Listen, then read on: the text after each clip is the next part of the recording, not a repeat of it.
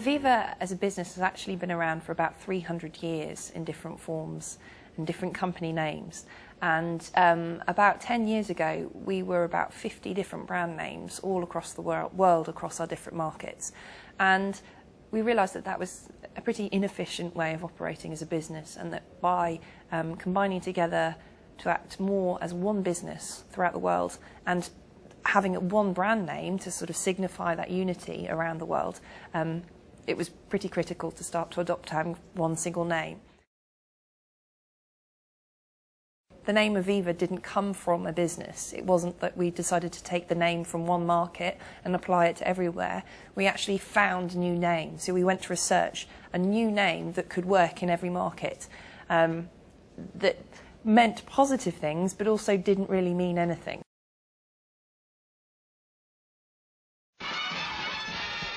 Would any of this have happened to me if it had still been Richard Starkey? You aiming for those people? No. Would Walter Willis have got to play the leading man? Sometimes a change of name is more than a change of name. Sometimes it's a chance to show the world who you've always wanted to be. The Aviva name first appeared, I think, in 2002. And that's when Aviva PLC was formed, and that's when we started being listed as Aviva on the London Stock Exchange. And our smaller markets started to adopt the name Aviva from that point on. However, we left our three largest businesses, therefore our three largest brands, they kept their original names. So they were Norwich Union in the UK, Hibernian in Ireland, and Commercial Union in Poland. So we left those three brands all with their original names, and it was only in 2009, 2010 where those brands finally migrated to the Aviva name. The reason Hibernian, Norwich Union and Commercial Union in Ireland, UK and Poland kept their names was because they were the largest brands, the largest businesses, and therefore they carried the most risk to move from their names to the new Aviva name. However, in 2007 we had a new CEO, Andrew Moss, and he, one of his new things really was introducing this new vision for the business, which was about One Aviva, which is about truly harnessing the power of having one brand name all over the world. The logo, I think, may originally have referenced an old Norwich Union logo, but to be honest with you, it was something that was created for Aviva, very much thinking about the future of the business overall. The biggest risk when changing your name is that you're going to lose people along the way, that they're not going to know that you've changed your name, or that they're going to be confused. So what you need to do is be very clear with communication all the way along the way to mitigate that risk by telling people that you're going to change your name and just trying to be as clear as possible. We announced it to the city first of all, then we introduced some advertising to tell people we were going to change our name, then we wrote to all of our different customers, so they all had a specific communication telling them about the name change, and then more advertising talking about the name change, and then additional advertising talking about what kind of brand Aviva was going to be, and therefore what they should expect from a brand experience of Aviva. The benefits of having one name all over the world are manifold, to be honest with you. I think a big one is about having one brand name all over the world makes us appear as one brand, one business, one force to be reckoned with all over the world. I think, you know, we're the world's 5th largest insurance company. People tend to perceive that we're very UK heavy, and we are. 40% of our business is here, but a lot of our business is elsewhere. And I think it was an opportunity to make Aviva seem much more of a global player.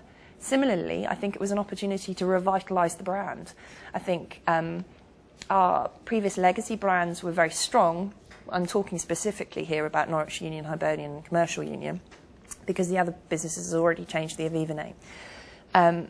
But they were very strong, but they were very seen generally as quite old and old-fashioned and quite staid almost. And you know, we're an insurance company, that's a natural preconception. So I think actually it's an opportunity to revitalise the brand and to give more energy and vitality to Aviva as the perceptions of Aviva as a business. And obviously, there are also big cost efficiencies for having one name all over the world in lots of different ways. Just means that we are able to really make the most of our buying power, make the most of our selling power, make the most of systems and operations and websites and all these different reasons why it makes so much more sense to have one name, one way of doing things all throughout the world. I think one of the biggest challenges in managing a brand for a financial service company versus a product that you pick up in a supermarket is that, particularly with insurance actually, is that your interactions with that brand are very few. So if you're a tin of beans, people go into the supermarket and they pick up that tin of beans, once a week. They eat that tin of beans once or twice a week. They have much more interactions with it. Financial services, particularly insurance, what you make one renewal a year, or it's just the statement that you receive in the post. The rest of the time, we're not interacting with the brand. Or when people do interact with us, it's when they're calling to make a claim or make a complaint or ask why their rates have gone down. So that's the biggest challenge, is that how can we build a brand with very few numbers of interactions, and how can we help it to be a very positive experience when actually dealing with an insurance company is quite a transactional, boring thing.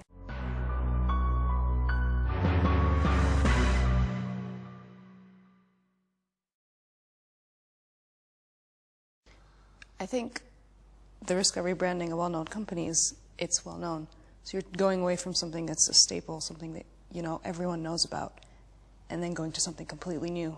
I think the reason they were rebranding in this case was because they had different businesses in different places around the world, which is something I hadn't realised when I knew Norwich Union had changed their name. I never really understood why, and I'm one of their clients, or one of their customers. So I think in that case it was trying to bind together a company with lots of different names and different identities in different places, which that makes a certain amount of sense. It's like redecorating a house. Yeah. Just because it looks nice doesn't mean it can't use another coat of paint. If I go abroad, I like to know that my company, my bank, my restaurant, anything that I like so much, I can go get the exact same thing in a different country.